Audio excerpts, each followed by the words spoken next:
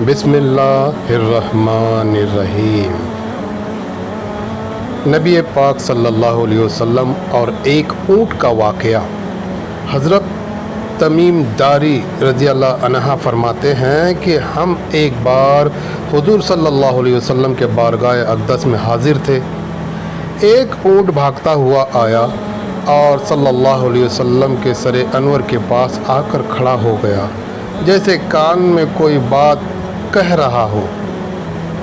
آپ صلی اللہ علیہ وسلم نے فرمایا، اے اونٹ پرسکون ہو جا، اگر تو سچا ہے تو تیرا رب تجھے فائدہ دے گا، اگر تو جھوٹا ہے تو تجھے اس جھوٹ کی سزا ملے گی۔ جو ہماری پناہ ہمیں آتا ہے اللہ تعالیٰ بھی اسے امان دیتا ہے، اور ہمارے دامن میں پناہ لینے والا کبھی نامراد نہیں ہوتا۔ ہم نے عرض کیا، رسول اللہ صلی اللہ علیہ وسلم یہ اونٹ کیا کہتا ہے؟ آپ صلی اللہ علیہ وسلم نے فرمایا، اونٹ کے مالک نے اسے ذبح کر کے اسے کھا لینے کا ارادہ کر لیا تھا، تو یہ ان کے پاس سے بھاگا آیا ہے، تمہارے نبی صلی اللہ علیہ وسلم سے مدد مانگی ہے۔ ہم سب ابھی گفتگو میں مشغول تھے کہ اس اونٹ کے مالک بھاگتے ہوئے آئے۔ اونٹ نے ان کو آتے ہوئے دیکھا تو دوبارہ حضور صلی اللہ علیہ وسلم کے سر مبارک کے پاس کھڑا ہو گیا۔ اب آپ صلی اللہ علیہ وسلم کے پیچھے چھپنے لگا۔ اس کے مالک نے عرض کیا، یا رسول اللہ صلی اللہ علیہ وسلم، یہ ہمارا اونٹ 3 دن سے ہمارے پاس سے بھاگا ہوا ہے اور آج یہ ہمیں آپ کی خدمت میں ملا ہے۔ اس پر آپ صلی اللہ علیہ وسلم نے فرمایا، یہ میرے پاس شکایت کر رہا ہے کہ تمہارے پاس کئی سال تک پلا بڑھا، جب موسم میں گرما آتا تو تم گھاس اور چارے والے علاقے میں اس پر سوار ہو جاتے، اور جب موسم میں سرما آتا تو تم اسی پر بیٹھ کر گرم علاقوں کی طرف جاتے۔ اب جب کہ اس خستحال کی عمر میں پہنچ گیا ہے تو تم اسے ذبح کر کے اس کا گوشت کھا لینے کا ارادہ کر لیا ہے۔ انہوں نے عرض کیا، خدا کی قسم یا رسول اللہ صلی اللہ علیہ وسلم، یہ بات بالکل اسی طرح ہے جس طرح آپ نے فرمایا۔ اس پر حضور صلی اللہ علیہ وسلم نے فرمایا، ایک اچھے خدمت گزار کی اس کے مالکوں کی طرف سے کیا یہی جزا ہوتی ہے؟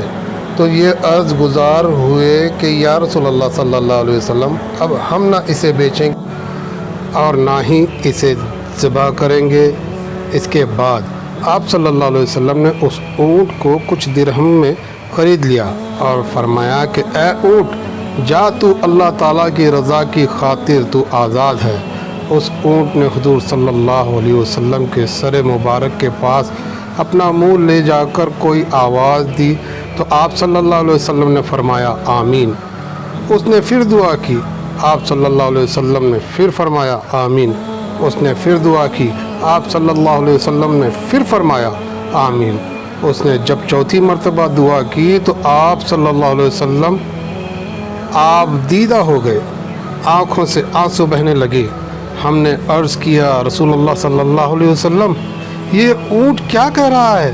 آپ صلی اللہ علیہ وسلم نے فرمایا، اس نے پہلی دفعہ کہا، اے نبی مکرم، اللہ آپ کو اسلام اور قرآن کی طرف سے بہترین جزا عطا فرمائے۔ میں نے کہا، آمین۔